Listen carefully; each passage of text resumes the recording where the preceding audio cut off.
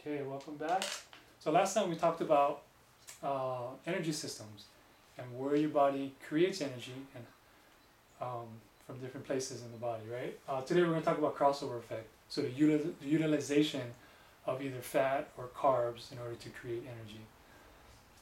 We call it a myth now, is that the old myth was that you had to work out super hard in order to burn off all the carbs you ate yesterday, and then your body will start to burn fat.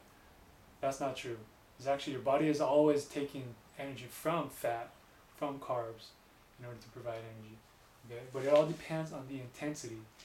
Because whether you walk a mile or you sprint a mile from point A to point B, you burn the same amount of calories. I know it's kind of like a far out concept to understand, and when we learned that in school, it was big debates, everybody fighting the teacher, like, that's not true, and the teacher's like, sorry, it is, it's going to be on the test.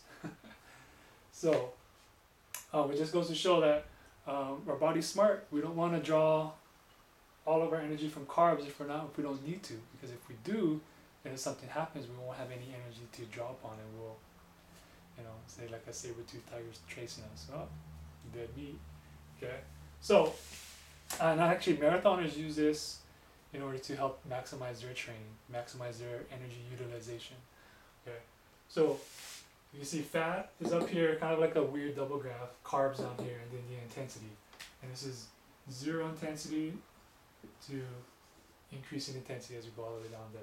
Okay, so as we are at zero intensity, we actually use a lot of fat. Okay, so we're up here like this, and as our intensity increases, the amount of fat that we use decreases, just like that.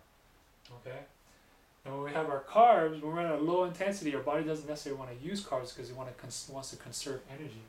So we're not going to use that much.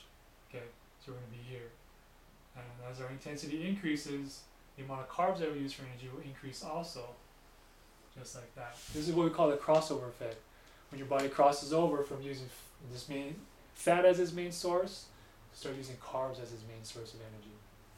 And that's why if you go on a treadmill or elliptical at the gym and you put fat loss, they're actually going to keep you at about 65% of your maximal target heart rate. Don't worry about that number there. But just realize that as the lower your intensity is, the more fat you'll use as energy.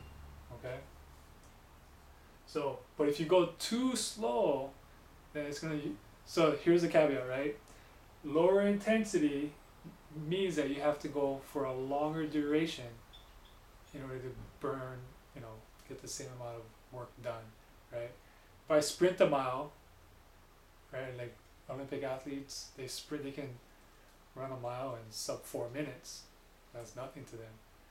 Okay, but so they'll get it done just like that. But if you walk a mile, on average, it's like 20 minute miles. So you see the time difference that the time discrepancy that's there, and that's why people like high intensity training, because you hit both.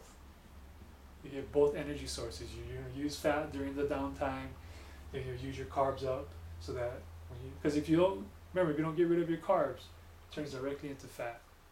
That's why carbs are so bad, because it turns directly into body fat. Not necessarily just because you eat fat, you get fat, but it's the amount of carb intake you have.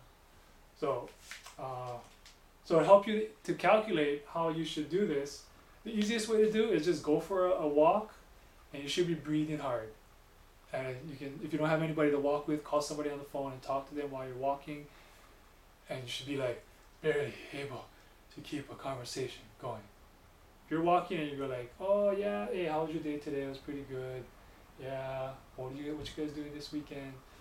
You have to walk a long time in order to reach your goal. But that's why you wanna be around this area here where majority of it is coming from fat, but you're still burning some carbs there. Okay, you don't want to have that crossover where you're burning a little bit more carbs. Kind of all depends on what your goal is, but I hope this kind of helps to give you an idea of what to do. If you're a brainiac and you want to know numbers, you can do this. And this first number I give you, 220. Honestly, I forget where this number came from. But you go 220 minus your age, whatever that is, and you get this number. So let's say, If you're 40, then this will be 180. So that's going to be your maximum target heart rate, which is what you're going to be like if you go for like a 100-yard dash for a sprint. Okay.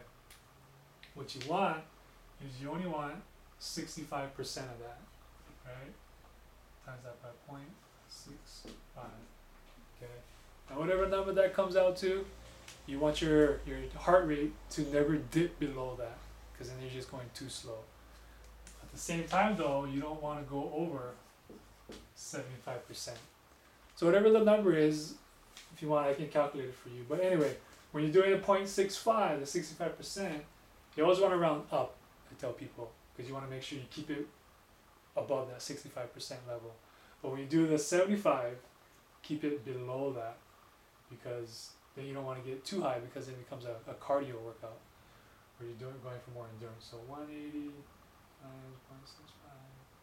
So perfect, 117. And then